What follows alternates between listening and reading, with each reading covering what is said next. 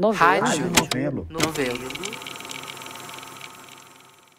Bem-vinda ao Rádio Novelo Apresenta. Eu sou a Branca Viana. Essa semana, o carro do progresso está passando na sua rua. A gente tem 2 histórias sobre inovação, tecnologia, modernidade, chegando a 1000 por hora e muitas vezes sem freio. E quem trouxe a primeira história pra gente foi o Caio Santos. Eu sou de Recife. Sou nascido e criado por aqui. Eu já visitei alguns cantos do Brasil, mas nenhum deles era minimamente parecido com Mumbuca. Então, nós estamos localizados na região do Jalapão, no estado do Tocantins, no município de Mateiros, que faz divisa com o estado do Piauí, Bahia e Maranhão. Nós estamos bem no meio do coração do Brasil.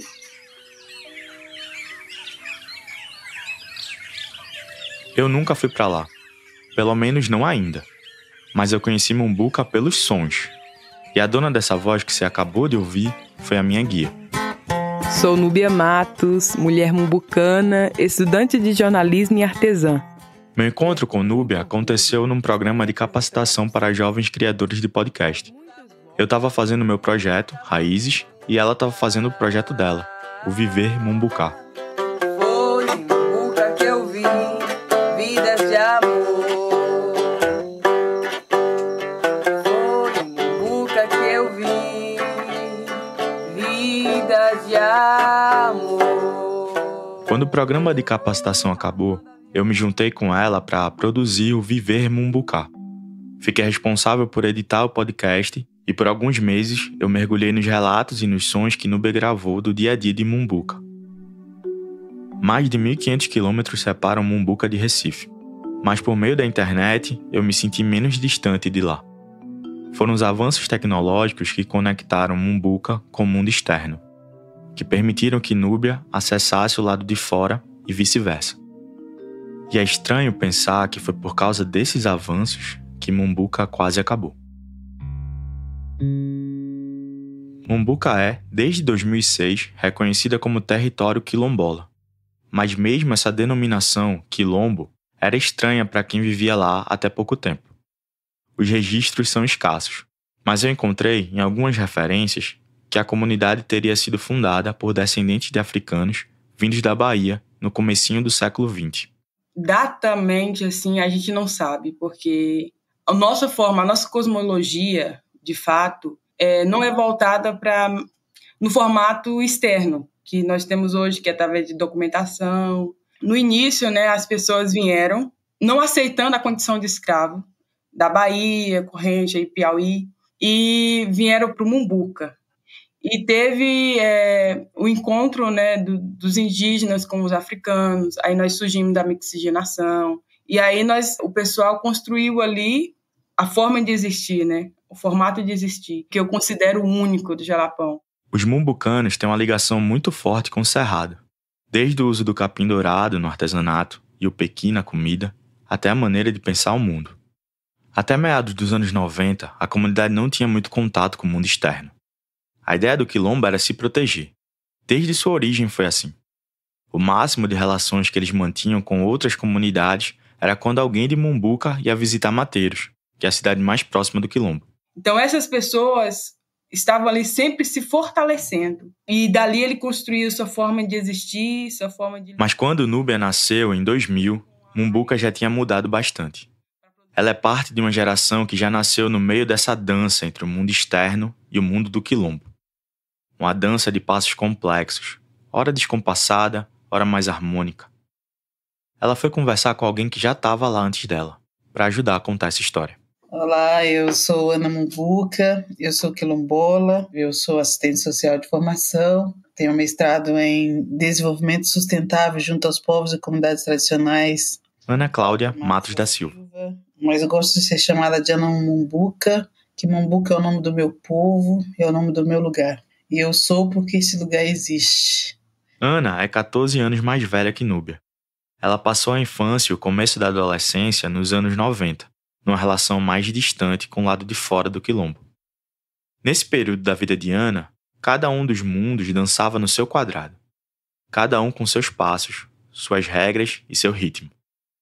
Até que perto da virada do milênio, aconteceu uma coisa que ia bagunçar essa pista de dança.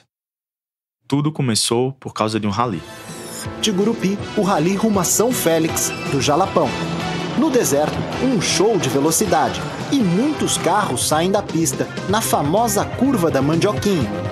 O Rally dos Sertões é uma competição que acontece no Brasil desde 93. Se você, assim como eu, era uma criança dos anos 90 apaixonada por esportes, talvez você lembre da imagem daqueles jipes imensos atravessando praias, dunas e os sertões do Brasil. Eu lembro de ver isso no Esporte Espetacular, aquele programa de domingo da Globo. O Rally dos Sertões de 1998 tinha São Paulo como ponto de largada e Natal como ponto de chegada. E nesse percurso, pela primeira vez, os pilotos iam cruzar o Tocantins. Já tinha passado da virada do ano, ou seja, já era 1999, quando os carros chegaram em Mombuca. Muitos carros diferentes que a gente nunca tinha visto, e esses carros tinham entrado na comunidade. Primeiro foram os carros, depois vieram as câmeras e os microfones. Depois de algum tempo que esses carros passaram na comunidade, a gente recebeu uma equipe do Fantástico. E a gente nem sabia o que era o programa, como que era. Ana nunca esqueceu do repórter gravando a chamada da matéria e fazendo trocadilho com o capim dourado. Estamos aqui em uma comunidade, um povo que não tem luz, mas o que eles fazem com a mão reluz. Um povo que não tem luz. Ele não estava falando isso só para inventar uma rima. De fato, até aquele momento, não tinha energia elétrica na comunidade. Ana ouviu isso 1, 2, 3 vezes. Era isso que... Aí como ele errava várias vezes, eu decorei. Eu decorei ele. Eu fazia... 1, 2, 3. Estamos aqui com um povo que não tem luz, mas o que eles fazem reluz. Sim. Depois que a equipe de reportagem foi embora, a vida em Mombuca seguiu em frente. Só que alguma coisa tinha mudado do lado de fora. Depois dessa reportagem, passou por algum tempo, como essa reportagem foi repercutida aqui fora, a gente não sabia que a gente tinha passado na televisão. Coincidência ou não, foi depois dessa reportagem que o então governador do Tocantins, Siqueira Campos, começou a colocar um novo plano em prática. A instalação de uma rede de energia em Mombuca. Foi aleatório essa decisão. Não existia uma consulta, vocês querem energia, vai acontecer energia, não houve essa mobilização. Não teve consulta à comunidade, não teve muito aviso, nem muita explicação. E nos meses seguintes, as obras começaram. Eu só lembro de uns homens chegando, enfiando os grandes portes e falaram que o nosso Natal seria iluminado. De fato, quando chegou o Natal... Uma cidade brasileira finalmente entra no século XX, às vésperas do século XXI. Mombuca vive hoje um Natal iluminado. E a luz se fez. No povoado de Mombuca, na fronteira do estado do Tocantins com Maranhão, a luz foi... Levaram muito pisca-pisca, né? Enfeitaram o espaço e foi voada assim, de sensações. Até as galinhas não conseguiam dormir desse dia. E nós ficávamos encabulados debaixo das árvores. Quando? A gente foi pro quarto da avó e começamos a ligar a luz, ligar, ao mesmo tempo. Difíceis que ligam Mombuca a outros povoados e pela falta de energia, nesse não que ouvir a final de campeonato pelo rádio. O placar de 3-0 era uma loucura. Uma coisa... Só que dessa vez, eles puderam se ver ali, na TV. Porque a Companhia de Energia Elétrica do Tocantins tinha levado uma televisão pro quilombo. Como que a gente estava lá e estava dentro da televisão ao mesmo tempo, assim? A gente não conseguia compreender, pelo menos eu, a gente nos colocar dentro da televisão. Foram muitas experiências marcantes com a chegada da televisão. Junto aí, William Bonner falava boa noite. Boa noite. Todo mundo, boa noite. O primeiro desejo... Entrando e a gente ia babando, assim, querendo... Foi aí que os mais velhos introduziram, tipo, um limite de tempo de tela. Não podia ficar vendo TV toda hora. Nós já éramos caladinhos. O tio chegava, nós espalhávamos todo mundo pela janela correndo. Só tinha um programa que era liberado. Era quase obrigatório assistir. E aposto... Era perigoso, entendeu? Ele fazia questão. Tio, deixa... Desejo e para as cenas que causavam medo. Então, o sentimento... Lado com o outro. como receio de que o contato com o mundo lá fora pudesse ameaçar de outros modos de vida. Núbia, aquela que me guiou por Mumbuca, tinha menos efeitos colaterais. Hoje a energia trouxe acesso à internet, trouxe acesso a isso, e os outros nos veem. É uma estrada de mão dupla. Eles estavam se vendo como que agora eles podiam divulgar as belezas daquele lugar e compartilhar os pensamentos deles, conceituoso de quem está de fora. Aí muitas vezes nos condicionam como os preguiçosos, os pobres, os miseráveis. Olha a casa dele, eles são preguiçosos, não trabalham, não faz isso. Então, isso é dolorido, né? É lidar com a chegada desse sistema. Trata de uma visão de mundo que tem ameaçado a existência de pessoas como eles desde o primeiro movimento de colonização no território brasileiro. De certa forma, aqueles podem ver e pensar sobre o outro.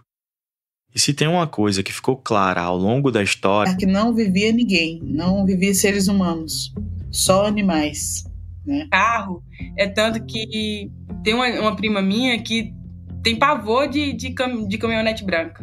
Desses carros saíam pessoas com ar de autoridade, falando uma língua que parecia até de outro país. Outra língua literalmente, assim, porque a gente ia para reunião e nós ficava assim, não entendíamos nada do que eles falavam, não entendia mesmo, assim. No meio de uma reunião, um dos técnicos da Natura Teams, aparentemente tocado com a mobilização da comunidade, falou que Mumbuca podia procurar seus direitos. Falou, mas como procurar?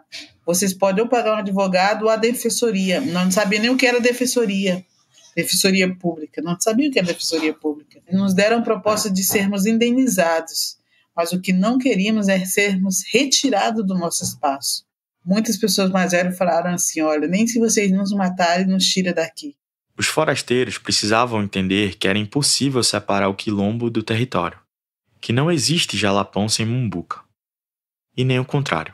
Se aquele espaço, se hoje o Jalapão ele tem um cerrado preservado, se as águas que estavam ali estavam preservadas e aquelas pessoas que já estavam habitando ali há muito tempo, contribuiu para aquela preservação, né?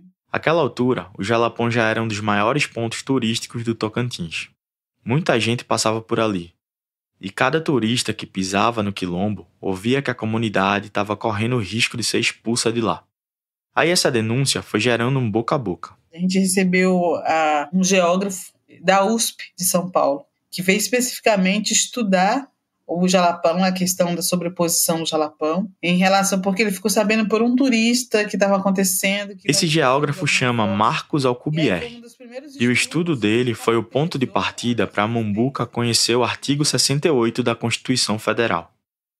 Artigo 68.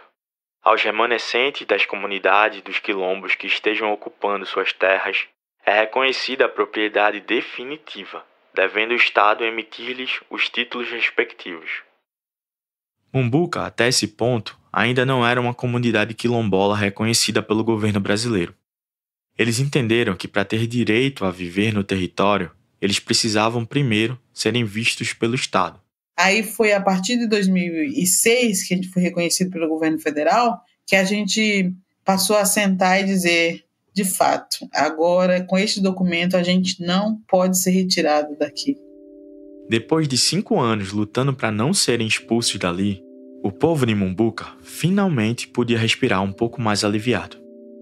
E aí, em 2009, começaram a negociar um TAC. Que é o termo de ajuste de conduta entre a comunidade e o parque, né? Com o TAC, que foi concluído em 2022, Mumbuca passou a ser vista pelos gestores do parque não só como uma comunidade que vive naquelas terras, mas como colaborador na preservação do cerrado.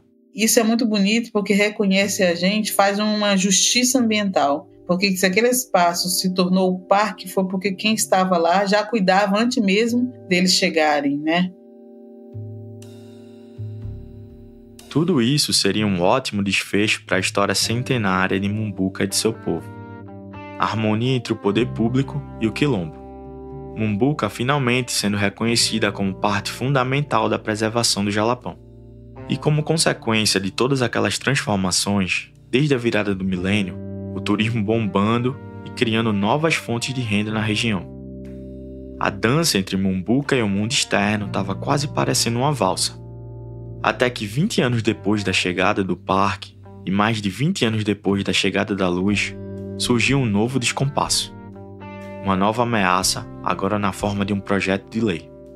PL número 5 de 2021. O governador Mauro Carlessi sancionou o projeto de lei que permite a concessão de unidades de conservação, entre elas o Jalapão, à iniciativa privada. Foram 16 votos a favor e 4 votos contrários. Mais uma vez, a comunidade de Mumbuca estava sendo surpreendida por uma mudança, sem sequer ser consultada sobre isso.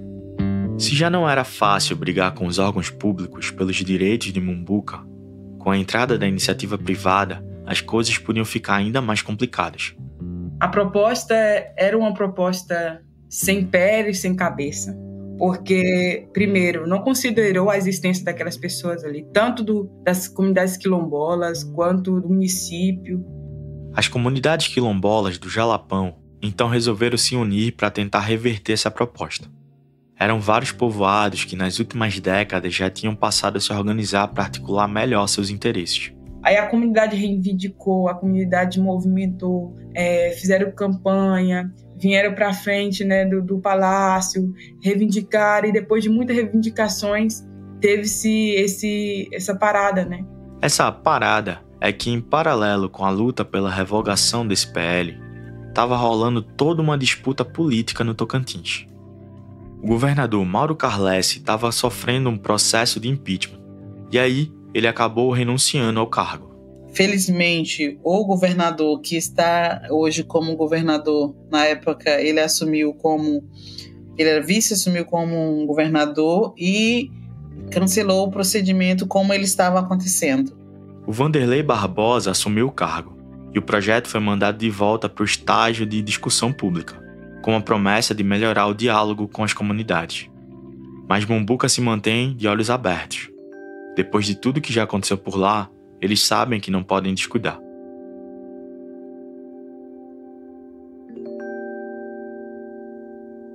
Eu acho que foi uma conexão que o Caio fez, enfim. Essa é Flora Thompson Devô, diretora de pesquisa da Rádio Novelo. Ela estava acompanhando quando o Nube entrevistou Ana. Caio que está fazendo essa história com a gente entre esse momento atual de Mumbuca, de certa forma, sitiado por essa possibilidade de mais mundo exterior chegando e esse primeiro momento da luz chegando. Eu não sei como é que você relaciona, se é que você relaciona esse momento da luz com todo o resto. Relaciono, é impossível não relacionar, porque é a continuidade da primeira intervenção do mundo externo. O mundo de fora e o mundo de dentro, eles estão em confluência, mas também estão em disputa. Então, existe Mumbuca antes do ano 2000 e existe Mumbuca depois do ano 2000. Existe Mumbuca depois do parque. Existe essa disputa, né? Essa dança dos mundos, né? A porteira entre os mundos continua aberta. E o que Mumbuca tem feito hoje é o que sempre fez, desde que o quilombo surgiu. Se proteger. Para não deixar que a luz que vem de fora apague tudo que eles construíram e continuam construindo ali. Mas Núbia me contou uma história esses dias que vem martelando na minha cabeça. Um dia ela estava sentada na cozinha com a tia e a irmã dela, duas queridas, e elas começaram a falar dos desafios que Mumbuca tem enfrentado nos últimos 20 anos. A gente fica muito ansioso de futuro, né? Ah, meu Deus, se acontecer, as pessoas não vão entender a gente, vai querer tirar a gente daqui, ou vai querer fazer isso e aquilo, assim. E aí a tia falou para elas: minhas filhas, sentem aqui, deixa eu perguntar uma coisa. Você tá caminhando, e no caminho você encontra uma pedra. E você tem um enxadeco na mão, você carrega um enxadeco. E nesse caminho, com o enxadeco, você encontra uma pedra. O que você faz com a pedra? Aí a minha irmã respondeu: eu tô com um enxadeco na mão, eu arranco a pedra do caminho e afasto ela pro lado e continuo caminhando. A tia sorriu e continuou. Mas você caminhando, você chega mais na frente, você encontra outra pedra e outra pedra maior. O que você faz com a pedra?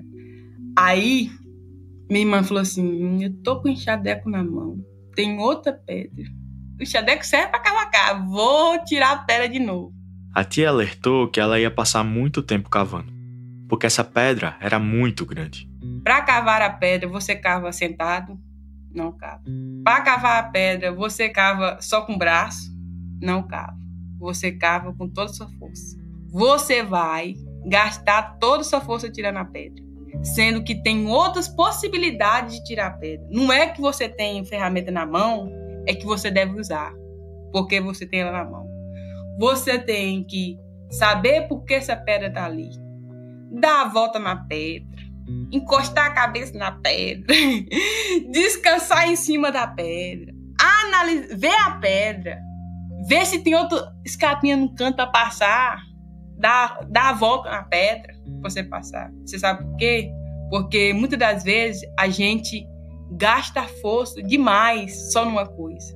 Aí ela falou assim, a gente só fica pensando, lutando, com amanhã, por exemplo, né? Trazendo um exemplo. Gastando força, eu vou lutar, eu não vou deixar ninguém destruir, eu vou lutar. Porque nos trazem muito nessa noção, e eu acho, e essa narrativa de Tia Martina traz muito a pensar assim, o povo quilombola é o povo de resistência, é o povo de luta, é o povo de luta. Não, nós não somos só de lutar, não. Você vai perder seu tempo, vai perder sua vida só lutando. Você tem que viver também. Você não deve colocar na mente só luta, não. Só arrancar pedra no meio do caminho, não. Você tem que viver também. Eu fiquei pensando de novo nesse olhar da gente, de quem tá de fora. De como a gente às vezes escuta histórias como essa que eu te contei aqui, da Luz em Mumbuca, e sai dela pensando exatamente isso que Nubia falou. Quanta força, que povo de luta, povo de resistência. Não dá pra negar que eles são mesmo tudo isso. Não só a Mumbuca, mas todas as comunidades tradicionais que estão tentando sobreviver no Brasil. Mas a gente nem sempre leva em conta o custo dessa resistência. O custo de toda hora ter que lidar com um descompasso, uma nova pedra no caminho. Com um novo projeto do dito progresso que chega sem nem ser avisado.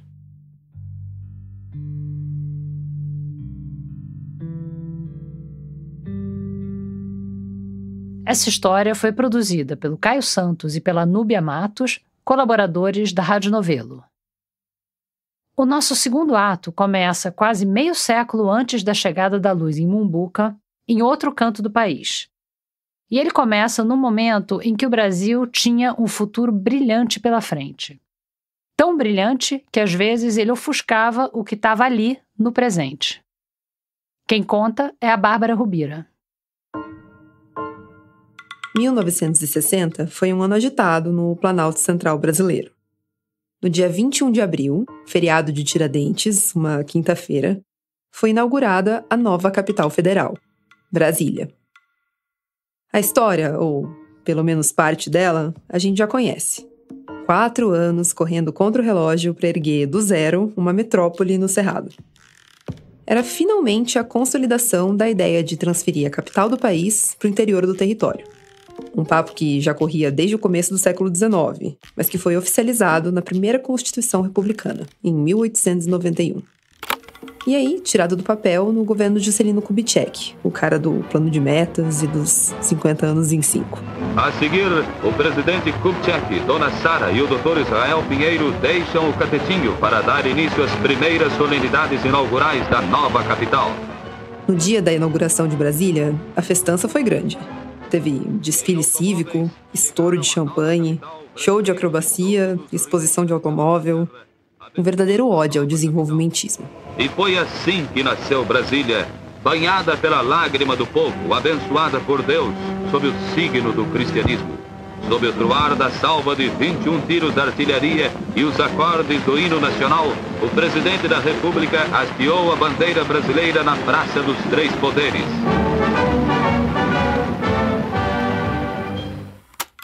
Bom, mas nesse dia, 21 de abril de 1960, a gente já sabe o que aconteceu. Não tô te contando nenhuma novidade aqui.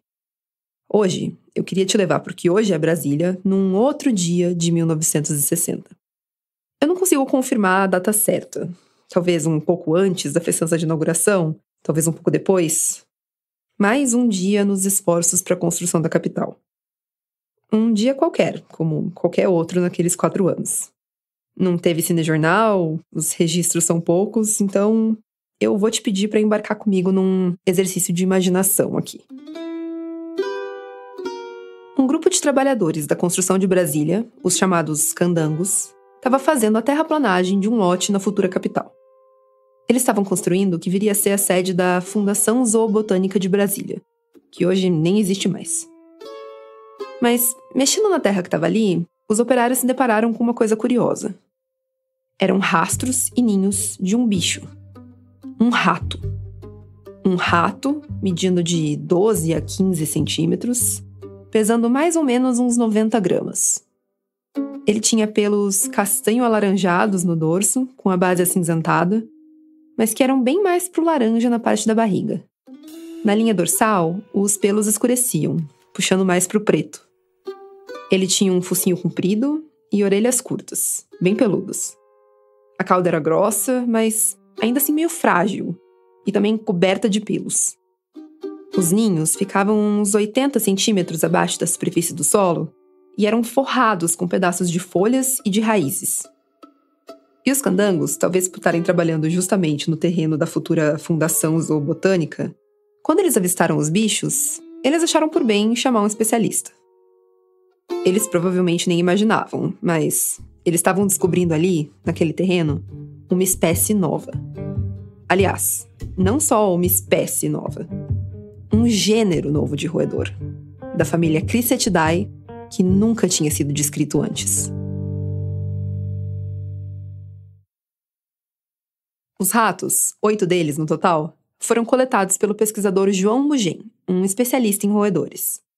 Ele publicou a descrição da nova espécie uns anos depois, em 65. E ele foi batizado, né? Ele foi descrito pelo biólogo João Mugem, ele foi batizado de Juscelinomes candango, né? Que é um nome incrível, porque significa o rato candango de Juscelino, né? Homenageando tanto o presidente quanto esses trabalhadores, os candangos, né?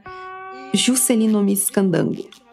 Mis, M-Y-S, uma transliteração do grego mis, rato.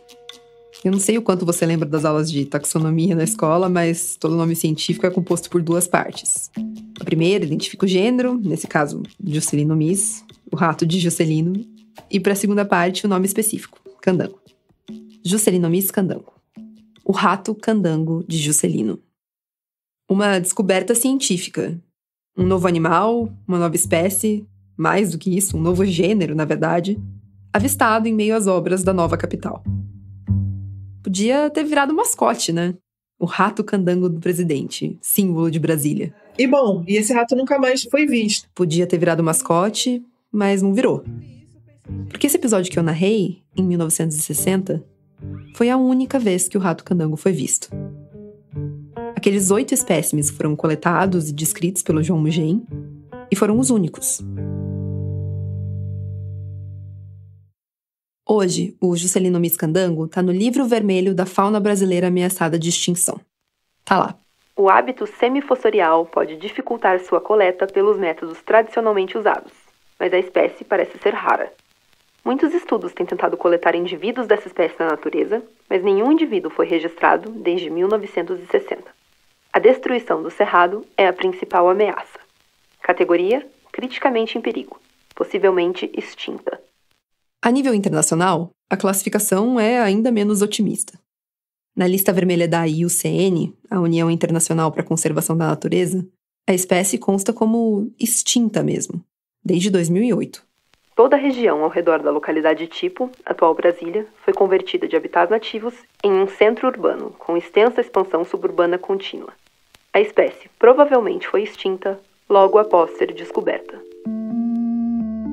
Quer dizer, o rato candango foi visto, descrito, registrado e extinto. Descoberto pela construção da capital e extinto pela construção da capital e pelo avanço do desenvolvimentismo sobre seu habitat. E quando eu li isso, eu pensei, gente, mas então todos os outros ratos candangos morreram estão embaixo de Brasília, morreram sob a cidade, né? Todos ficaram ali. Porque para onde eles foram? Se eles sumiram, toda uma espécie que desapareceu. A cidade foi construída sobre os ninhos desses animais, os ninhos subterrâneos desses animais. Então, eles estão todos ali embaixo. Eu ouvi falar nessa história por meio de um ouvinte do Rádio Novela Apresenta, o Marcos Ramos. Ele mandou pra gente um artigo assinado pela Juliana Fausto. Meu nome é Juliana Fausto, eu sou doutora em filosofia. Bom, deixa eu fazer de novo, que é como eu costumo me apresentar. Meu nome é Juliana Fausto, eu sou eucarionte, filósofa mamífera. A Juliana, aliás, é a dona da voz que você já ouviu algumas vezes até aqui. Eu escrevi um livro que se chama Cosmopolítica dos Animais, que saiu pela editora N-1 em 2020, e me dedico a estudos animais, estudos feministas e artes, com foco na catástrofe ambiental conhecida como antropoceno. O antropoceno é a nova época geológica na qual a humanidade enquanto espécie, então na qual o Homo sapiens deixa de ser uma mera espécie e se torna um agente geológico, né? Se torna uma força capaz de alterar o sistema biogeofísico da Terra. Um parênteses aqui. Em março de 2024, um comitê de cientistas da União Internacional de Ciências Geológicas fez uma votação e decidiu, por maioria, não estabelecer o antropoceno oficialmente como uma época geológica. Muito tem sido discutido nos últimos tempos sobre essa decisão, mas eu não vou aprofundar muito nesse papo por aqui. Mas, para além de ser uma nova época geológica, também já se transformou num conceito, né, porque foi apropriado por outras áreas do conhecimento, sendo feitas dentro da geologia, mas eu acho que, assim, isso não vai decidir mais nada, no sentido de que já começou, de que a gente já vive na catástrofe. E, bom... Foi para esse evento que a Juliana escreveu o artigo. A ideia dela era falar de antropoceno e de extinção, que é um dos assuntos que mais interessam a ela como pesquisadora. É um tema que era um rato e que foi descoberto em 1960 e descrito em 1965 em Brasília, durante a construção de Brasília. E que foi... Alguns ensaios, uns textos curtos, se debruçando sobre a história do bicho e as metáforas. Fazia a relação óbvia, rato com rato político, sabe? O extermínio, enfim. E sempre que alguém tentava fazer alguma coisa mais ensaística, ia por aí. Eu achei isso muito triste. Eu falei, poxa, eles merecem mais. Essa má reputação. Para Juliana, a metáfora era outra. O nome... Brasília e qualquer coisa a respeito dos candangos sem se deparar com toda a história do Tribunal de Justiça do Distrito Federal também. O Ramon nasceu em Salvador, mas ele foi morar em Brasília ainda muito jovem. Ele vive lá até hoje e decidiu transformar a história da cidade num objeto de pesquisa. E talvez essa minha condição de migrante também tenha, de certa maneira, me despertado para essa coisa da construção de Brasília, né? Nesse momento eu estou analisando, no mestrado em educação, estou analisando como é que essa construção de Brasília ela é ensinada nos livros didáticos de história. Eu não sei você, mas o que eu lembro dos livros da minha época de escola é um tanto simplista. Quem construiu Brasília foi Juscelino Kubitschek. Eu lembro do plano de metas, do nacional desenvolvimentismo, do Oscar Niemeyer e do Lúcio Costa, os arquitetos e urbanistas responsáveis pelo projeto. Porque o que a gente conhece é essa história oficial. É a história do JK como um grande herói, um grande líder político que tomou a decisão de construir Brasília. Agora, a parte que falta da história de Brasília, e que eu pesquiso desde 2010, é o que eu chamo de história vista de baixo, que é a história das pessoas que construíram essa cidade de verdade, que são os mais de 60 mil migrantes que vieram de todas as partes do Brasil, especialmente de estados do Nordeste, mas também de Minas Gerais e do estado de Goiás, para construir essa cidade. Talvez as coisas tenham mudado desde o tempo em que eu estava na escola, mas dos candangos eu aprendi muito pouco, quase nada. Então eu pedi para o Ramon dar um panorama geral de quem eram e como viviam esses trabalhadores. Essas pessoas vieram pela propaganda do Estado, ou seja, olha, há trabalho, venham, né, conseguir trabalho, vamos construir um país novo, vamos construir a nova capital do Brasil. Então você imagina, 60 mil operários vivendo em acampamentos, seja da Nova Cap, da construtora da empresa estatal que tocou a obra da construção de Brasília, e das construtoras privadas também contratadas para fazer parte das obras. Então eles viviam em acampamentos muito precários, né? Sobre questão de saúde, higiene, condições de alimentação. Então, a situação desses operários era uma situação muito ruim, né? Existia CLT desde o governo Vargas, existiam regras trabalhistas, mas as regras trabalhistas foram absolutamente ignoradas porque tinha uma coisa que se chamava Ritmo Brasília. Era preciso entregar a capital pronta em 21 de abril de 1960. Eles ganhavam, só que o ritmo era alucinante. 50 anos em 5, lembra? E aí o que favorecia exatamente o quê? Os acidentes de trabalho, né? A gente não tem na documentação a quantidade de pessoas feridas, mortas, não há... Pelo menos até o momento eu desconheço, né, qualquer pesquisa que mostre a quantidade, uma dimensão, foram 1.000, foram 500, foram, né, quantos centenas ou milhares de trabalhadores mortos, mas que houve mortes e que houve muitos feridos e que houve mortes, isso aí é muito claro. Quantos morreram aqui, ficaram, deixaram o seu sangue, sua vida, nos acidentes dos prédios, nas obras, nas construções, nos alicerces dos palácios. Esse é um trecho do documentário Conterrâneos Velhos de Guerra, do cineasta Vladimir Carvalho. O filme foi lançado em 92, mas produzido ao longo de muitos anos. E ele traz um pouco da experiência dos operários durante e depois da construção da capital, com depoimentos de vários candangos. Os candangos eram tudo que o país negava até então, né? Tudo que o país não queria até então, que eram essas pessoas, e que o censo do IBGE mostra, eram analfabetos, trabalhadores, homens trabalhadores, jovens analfabetos, a maioria nordestinos, e já mostra essa contradição. A cidade foi feita por eles, mas não para eles, né? E a gente vai ver isso ao longo do processo de construção e após a cidade finalizada e ainda hoje, né? Porque a história continua, se prolonga ainda hoje, então a gente vai ver isso claramente, né? O drama se reflete bem nessa expressão daquela música que fala no pedreiro Valdemar, que ele constrói o edifício e depois não pode entrar. Você conhece o pedreiro Valdemar? Não conhece, mas eu vou lhe apresentar. De madrugada toma o trem na circular, faz tanta casa e não tem casa pra morar. A maioria dos pedreiros que aqui trabalharam não tiveram oportunidade de entrar nos palácios, nos grandes edifícios que eles haviam ajudado. E a maioria teve que findar indo embora de Brasília porque ela já não precisava deles. Eles já haviam dado tudo o que podiam. Outro aspecto fundamental, né, que eu também pesquiso no meu trabalho, que é a segregação espacial, né, que é fundamental desde o princípio. Porque no projeto do Oscar Niemeyer e do Lúcio Costa, isso está muito claro, está escrito lá, né? Inclusive, está escrito lá, tem documentos do Lúcio Costa, inclusive, né, escritos sobre isso. A ideia era que... Era tão utópico o projeto, a ideia era que filhos de operários, de trabalhadores, morassem nos mesmos blocos do plano piloto, convivessem com os filhos de políticos, de funcionários públicos, de engenheiros, profissionais liberais, jornalistas. Esse era o projeto utópico da construção. O que de fato nunca aconteceu, porque desde o início da construção, desde a época da construção, houve uma segregação. Esses trabalhadores nunca puderam habitar, nunca puderam morar, nunca puderam usufruir daquilo que eles construíram.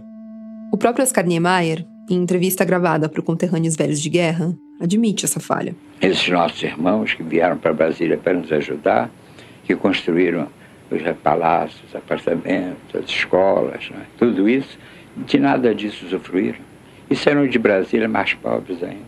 E foram morar longe da cidade que construíram, vendo-a de longe como um sonho assim, frustrado, não é? Leva a marmita embrulhada no jornal, se tem almoço nem sempre tem jantar. O Valdemar, que é mestre no ofício, constrói um edifício e depois não pode entrar. Brasília é uma contradição desde o princípio da construção, se a gente pensar. Porque o projeto utópico modernista de transformar esse país num país entre os maiores países capitalistas, essa era a pretensão do JK, que o Brasil fosse um país moderno, industrializado e figurasse entre as principais nações capitalistas naquela segunda metade do século XX. E a história de Brasília, da construção de Brasília, a forma como foi feita, as coisas que aconteceram aqui, mostram justamente o contrário, essa contradição, né? Houve repressão, houve desrespeito às leis trabalhistas, houve prisão, repressão por consumo de álcool, por vadiagem. Os candangos construíram a cidade, mas ela não foi feita para eles. Brasília não comporta, não aceita nenhuma espécie de candango, né? Nenhum candango não humano, nenhum candango humano. Essa é, de novo, a filósofa Juliana Fausto, falando do nosso amigo lá do começo, o rato candango. E essa frase foi uma das coisas que mais me marcou quando eu li o artigo dela pela primeira vez. Brasília e o desenvolvimentismo não comportam nenhuma espécie de candango. Brasília é esse monumento ao desenvolvimento, né? Ao desenvolvimentismo. E você tem todas essas vítimas sacrificiais que estão justamente embaixo, né? Brasília, aqui, para Juliana, é só um exemplo. A história do rato candango e dos candangos também. Uma metáfora quase perfeita.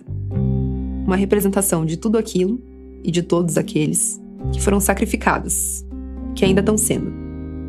E a civilização que a gente ergueu em cima deles.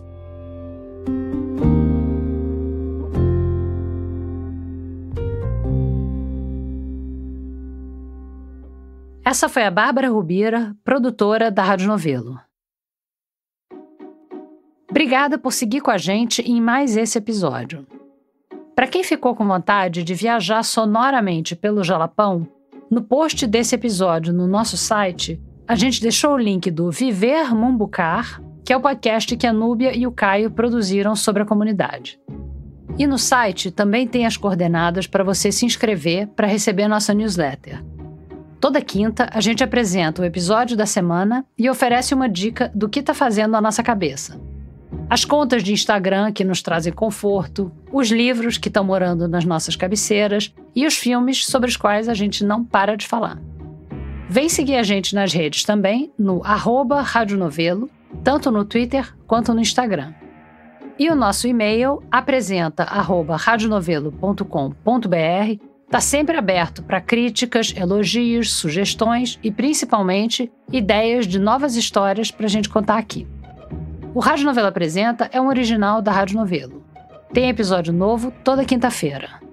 A direção criativa é da Paulo Scarpim e da Flora Tonsodevô e a produção executiva é do Guilherme Alpendre. A gerência executiva é da Marcela Casaca e a gerência de produto é da Juliana Jäger. Nossos produtores sênior são o Vitor Hugo Brandalize, a Evelyn Argenta, a Bia Guimarães, a Sara Zoubel e a Carol Pires. As produtoras da nossa equipe são a Bárbara Rubira, a Natália Silva, a Júlia Matos e a Ashley Calvo. A checagem desse episódio foi feita pela Caroline Fará e pela Luísa Silvestrini. Nesse episódio, a gente usou música original de Kiko Dinucci e também da Blue Dot. A mixagem é do Pipoca Sound. Tivemos apoio de montagem da Mariana Leão. O desenvolvimento de produto e audiência